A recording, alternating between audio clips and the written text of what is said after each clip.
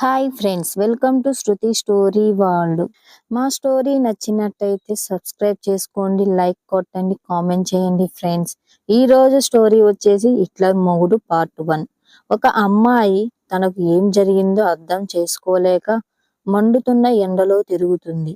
అతని కుటుంబం మొత్తం ఒక్క దెబ్బతో నాశనం అయ్యింది. కొన్ని గంటల తరువాత ఆ అబ్బాయికి యాక్సిడెంట్ అవుతుంది. అప్పుడు అతనికి తీవ్రమైన గాయాలు అవ్వడం వల్ల ఆస్పత్రికి చేరుస్తారు.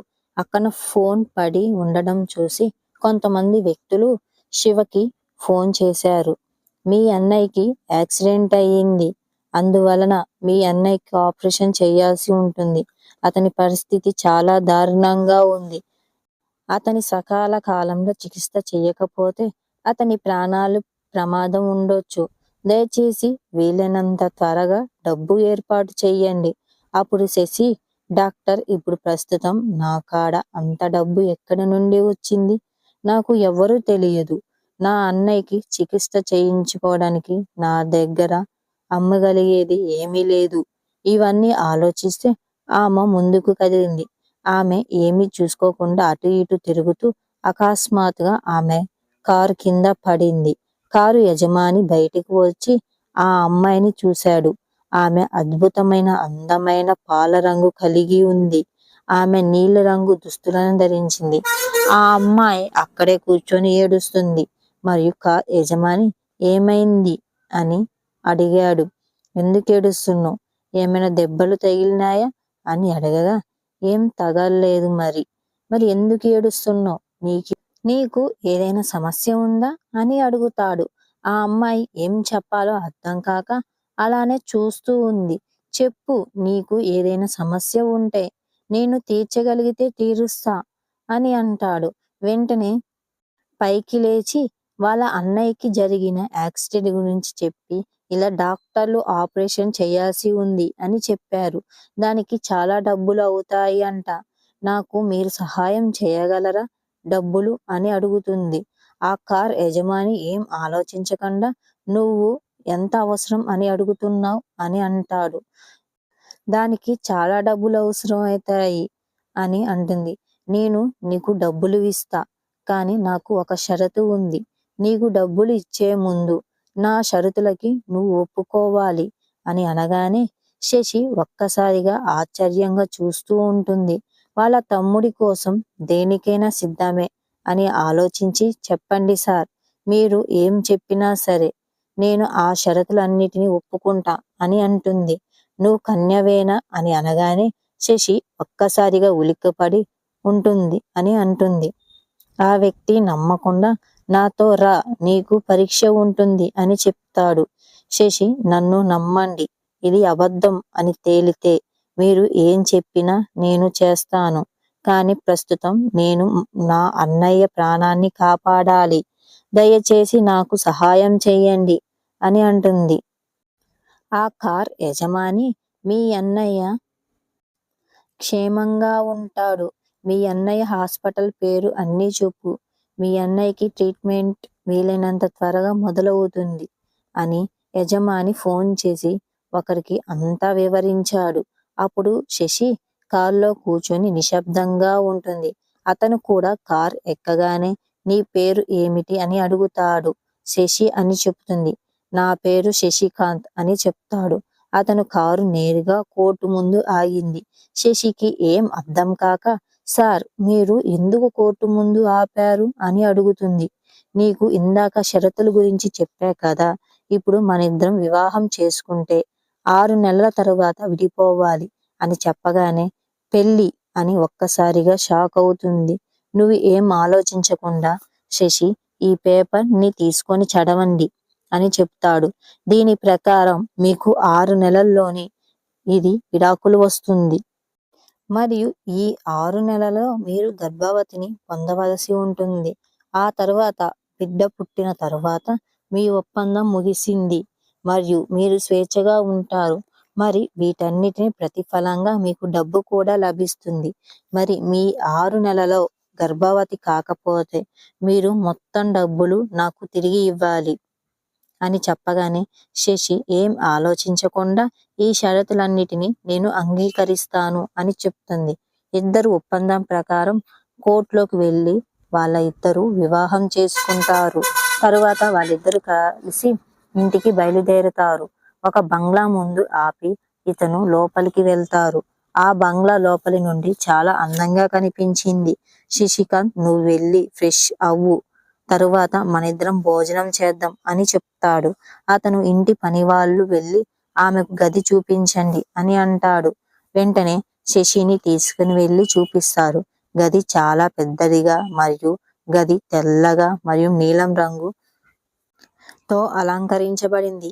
ఆమె గదిలోకి వెళ్ళి చుట్టూ చూసింది. అక్కడ ఒక కింగ్ సైజ్ బెడ్ ఉంది.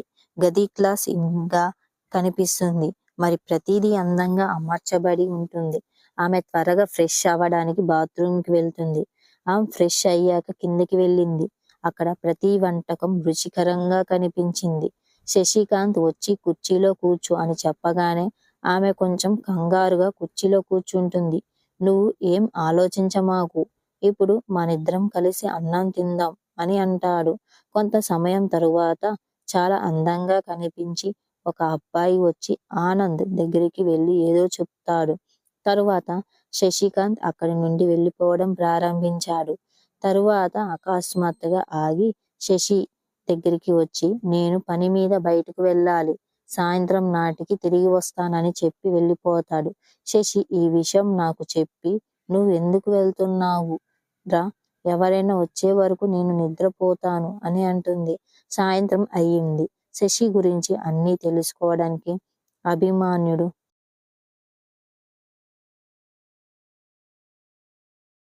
మరియు కొన్ని వ్యాపార వివరాలను చర్చించడం ప్రారంభిస్తారు. మరియు అతను తన గదికి వెళ్ళినప్పుడు శశి నిద్రపోతున్నట్లు చూస్తాడు. అతను వెళ్ళి ఫ్రెష్ అయ్యాడు. మరి ఇప్పుడు ఆలస్యం అయ్యింది. అతను వెళ్ళి ఆమెను లేపడానికి ప్రయత్నిస్తాడు.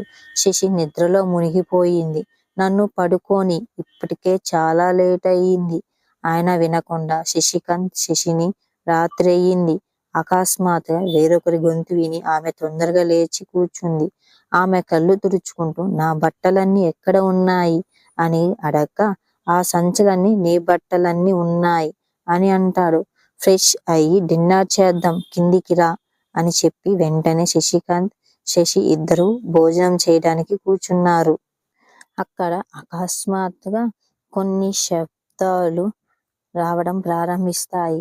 ఆ శబ్దాలు ఎక్కడి నుండి వస్తున్నాయి? అది దయ్యమా? నేను చాలా భయపడుతున్నాను అని అంటుంది. శశి, నువ్వు అలా భయపడమాకు, ఆ గొంతు తెర వెనక నుండి వస్తుంది. నా త్వర అక్కడ తెర వెనక అభిమాని ఎవరితోనో ఏదో చెప్తున్నాడు. దానివల్ల వంట వాళ్ళందరూ అతని మాటలు శబ్దంగా వింటున్నారు. అర్థమైందా? ఇప్పటి నుండి మీరు ఈ ఆహారంలో ఎక్కువ మొత్తంలో ప్రోటీన్స్ చేర్చవలసి ఉంటుంది అని అభిమాన్యుడు అందరికి చెప్తున్నాడు. శశి మరియు శశికాంత్ అక్కడికి చేరుకున్నప్పుడు వాళ్ళు అభిమాన్యం చూస్తారు. అభిమాని శశికాంత్ వైపు చూసి నువ్వు ఏం చేస్తున్నావు? వెళ్ళి నన్ను కాదు మీ వదిన వైపు చూడు అని అంటాడు. శశికాంత్ ముఖంలో సీరియస్ తెలుగులోకి వచ్చింది. శశి, అందరం డిన్నర్ చేద్దాం. డిన్నర్ అయ్యాక అందరూ వాళ్ళ వాళ్ళ రూములకి వెళ్తారు. శశి నైట్ డ్రెస్ వేసుకొని రూమ్ లోకి వస్తుంది. అప్పుడు శశికాంత్ ఆమె వైపు చూసి ఈ బట్టలు వేసుకొని నన్ను ఆనందింపచేస్తావా అని అడుగుతాడు. నేను మిమ్మల్ని సంతోష పెట్టడానికి ఈ బట్టలు వేసుకోవడం లేదు. ఈ దుస్తులతో నాకు హాయిగా ఉంటుంది కాబట్టి నేను అంత తొందరగా ఉంటే ఇప్పటి వరకు ఎందుకు వేచి ఉన్నాను? ఎందుకంటే నా హృదయంలో భావాలు పుట్టే వరకు నేను దానిని ముట్టుకోను. ఈ రోజుల్లో మార్కెట్లో చాలా వస్తువులు అందుబాటులో ఉన్నాయి. నేను వీటిని మీ మీద ప్రయోగించాలని మీరు కోరుకుంటున్నారా చెప్పు అని అడుగుతాడు. వద్దు, త్వరగా దుప్పటి లోపలికి వెళ్ళి శశికాంత్ తన పని చేసుకోవడం ప్రారంభిస్తాడు. అతను నిద్రపోయే సమయం లేదా మేలుకొని సమయం నిర్ణయించబడలేదు. అతను గరిష్టంగా 3 నుండి 4 గంటలు మాత్రమే నిద్రపోయేవాడు. కానీ ఇప్పుడు కొంచెం బిజీగా ఉండటం వల్ల శశికాంత్ సోఫాలోనే నిద్రపోవటం చూశాడు. ఉదయం లేచినప్పుడు ముందుగా నిద్రలేచేది శశికాంత్.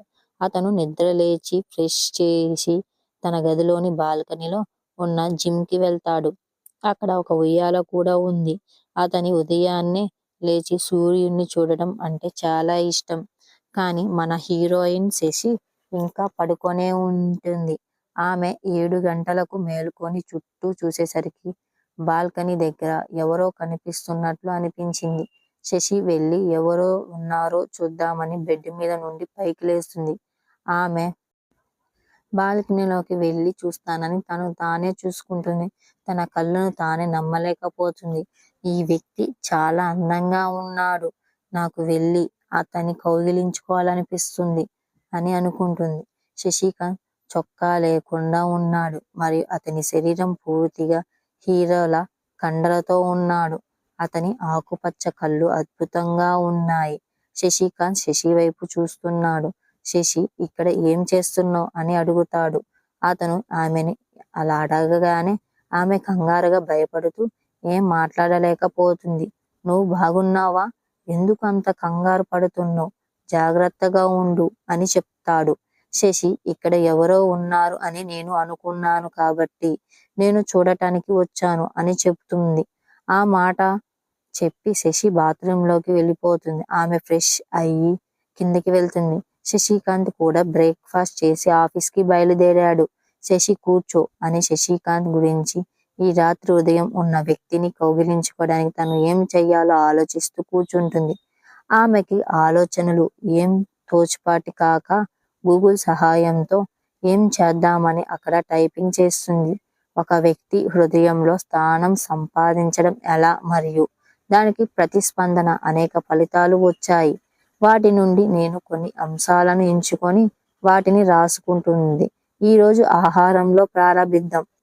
అతను నన్ను ఇష్టపడుతున్నాడో లేదో నాకు ఎలా తెలుస్తుంది? నేను ఏం చెయ్యాలి? నేను అతనిని అడగలేను. నా దగ్గరికి అతని నెంబర్ కూడా లేదు అని అనుకుంటుంది. శశి, చూద్దాం, అతని పని వాళ్ళ దగ్గరికి వెళ్ళి అతని నెంబర్ని అడుగుదాం అని అనుకుంటుంది. మామ అని అనగానే చెప్పు కూతురా అని అడుగుతాడు. నాకు కొంచెం శశికాంత్ నెంబర్ని ఇస్తారా అని అడగగానే ఆ వ్యక్తి లేదు నా దగ్గర అని చెప్తాడు. అవునా, నా దగ్గర బాధపడుతూ ఉంటుంది. ఓ, నాకు గుర్తొచ్చింది, నా దగ్గర అభిమాన్యు నెంబర్ ఖచ్చితంగా ఉంటుంది. దయచేసి నాకు ఆ నెంబర్ ఇవ్వండి. నెంబర్ తీసుకుని అభిమాన్యుకి కాల్ చేస్తూ ఇలా చెప్తుంది.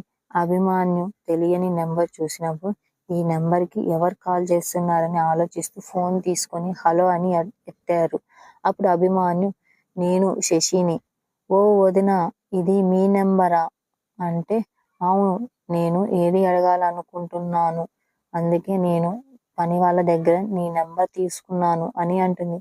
ఓహో, నేను మీకు ఎలా సహాయం చేయగలను అని నన్ను అడగండి వదిన అని అంటాడు.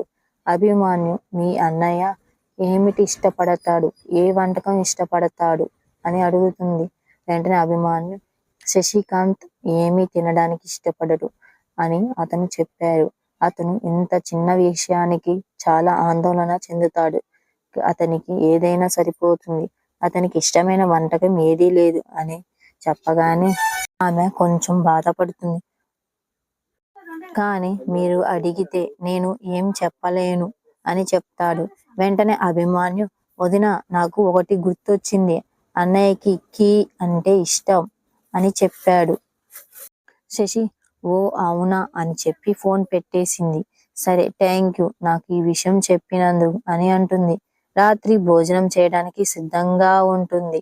ఇప్పుడు 5 గంటలకి అయింది. ఇప్పుడు తయారు చేద్దాం ప్రారంభించింది. 7 గంటలకల్లా వంటకాలన్నీ పూర్తి అవుతాయి అని చెప్పి శశి వంటగదిలోకి వెళ్ళి వంట చేయడం ప్రారంభించడం మొదలు పెడుతుంది. ఇలాంటి మరిన్ని స్టోరీస్ కావాలంటే మన ఛానల్ని సబ్స్క్రైబ్ చేసుకోండి ఫ్రెండ్స్. శశి చేసిన వంటని శశికాంత్ తింటాడా లేదా నెక్స్ట్ ఎపిసోడ్లో తెలుసుకుందాం.